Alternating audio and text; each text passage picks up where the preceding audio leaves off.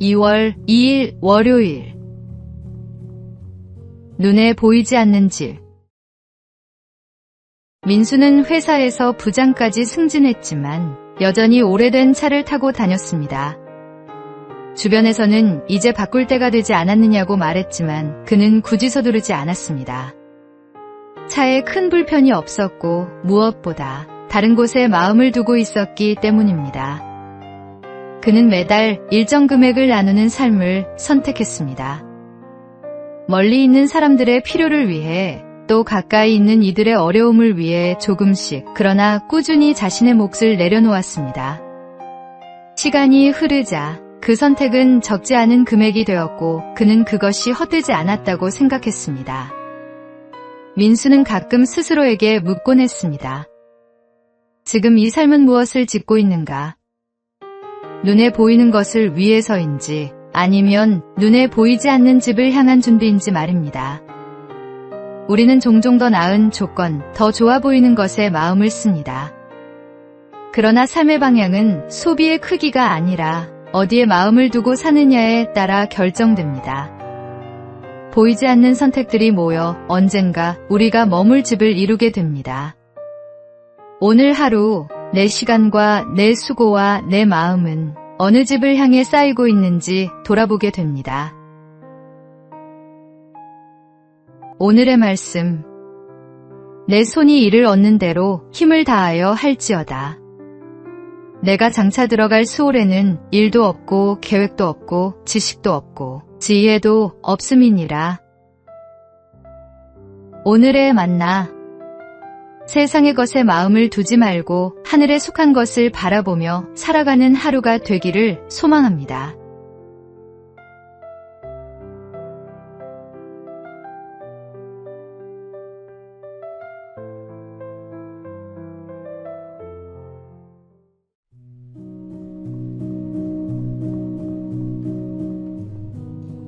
(2월 3일) 화요일. 변신과 합체. 한 이등병이 장군을 태우고 떨리는 손으로 운전을 시작했습니다. 출발하겠습니다. 차가 출발하자 이등병은 변속이라는 말이 갑자기 떠오르지 않았습니다. 3단으로 변신하겠습니다. 순간 조교의 표정은 굳어졌고 동석한 대령들은 웃음을 참지 못했습니다. 하지만 장군은 표정 하나 변함없이 침묵을 지켰습니다. 긴 시간이 지나 목적지에 도착했습니다. 장군이 운전병을 불러 조용히 물었습니다. 자네, 합체는 언제 하나? 우스운 대화지만 그 안에는 깊은 지혜가 담겨 있습니다. 장군은 부하의 실수를 공개적으로 지적하거나 망신 주지 않았습니다. 오히려 유머로 긴장을 풀어주며 따뜻하게 감싸 안았습니다. 사람은 누구나 실수합니다. 긴장된 순간 중요한 자리에서 더욱 그렇습니다. 한 번의 실수로 사람을 평가하고 정죄하는 것은 쉽습니다. 하지만 진정한 리더십은 부족함을 감싸주고 다시 일어설 기회를 주는 데 있습니다. 주님께서 우리의 연약함을 아시고 끝없이 용서하시듯 우리도 서로를 넉넉한 마음으로 품을 수 있어야 합니다. 오늘의 말씀. 미움은 다툼을 일으켜도 사랑은 모든 허물을 가리느니라. 오늘의 만나.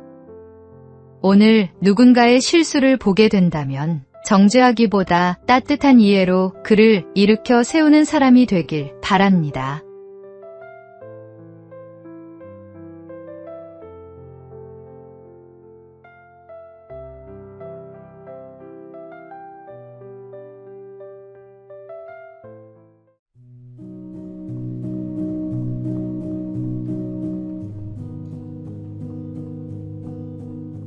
(2월 4일) 수요일. 마음의 건강. 최근 한 연구 결과가 흥미롭습니다.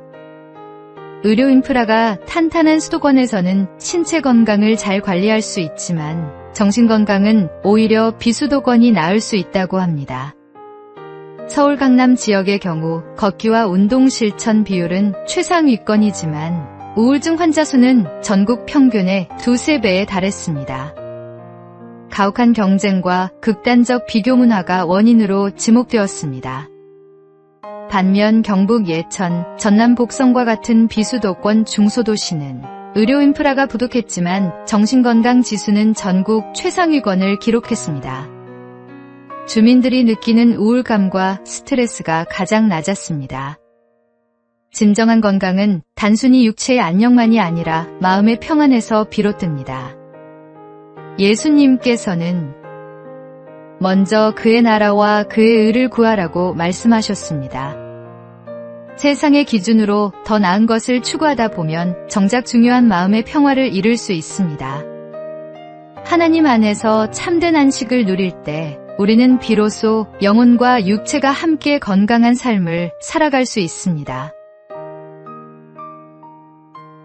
오늘의 말씀. 평안을 너희에게 끼치노니 곧 나의 평안을 너희에게 주노라. 내가 너희에게 주는 것은 세상이 주는 것과 같지 아니하니라. 오늘의 만나. 마음의 평안은 환경이 아니라 하나님과의 관계에서 비롯됩니다. 주님 안에서 참된 쉼을 누리시기 바랍니다.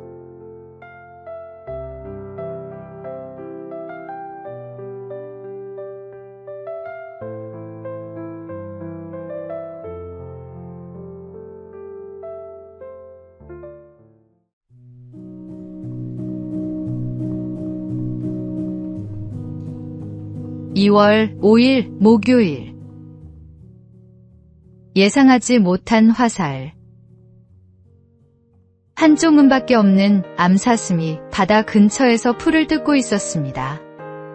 사슴은 늘 공격받을 위험을 줄이기 위해 육지 쪽을 향해 시선을 고정하고 있었습니다. 사냥꾼들이 다가올 수 있는 방향이었기 때문입니다.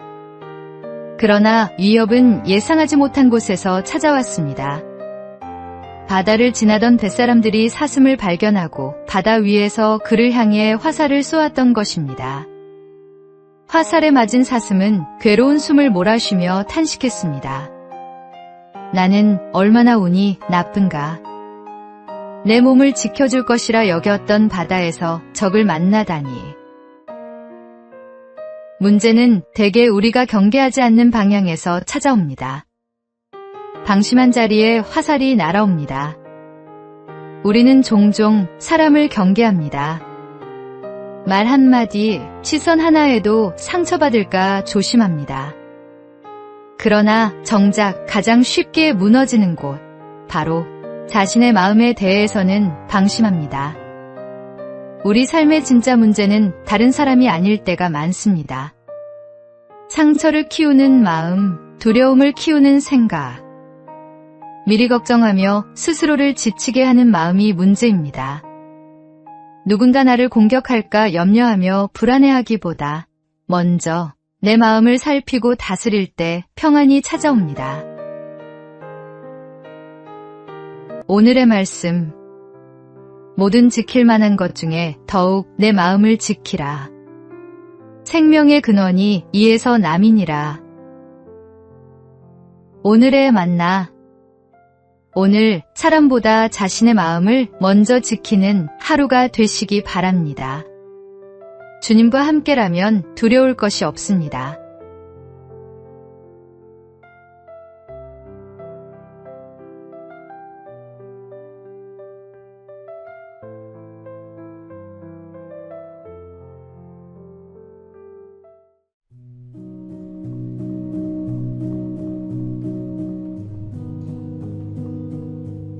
(2월 6일) 금요일. 공유하는 흉터. 배우 안젤리나 졸리가 타임 프랑스 창간호에서 자신의 유방 절제술 흉터를 공개했습니다. 저는 제가 사랑하는 많은 여성들과 이 흉터를 공유한다며 다른 여성들이 자신의 흉터를 공유하는 걸 볼 때마다 항상 감동한다고 말했습니다.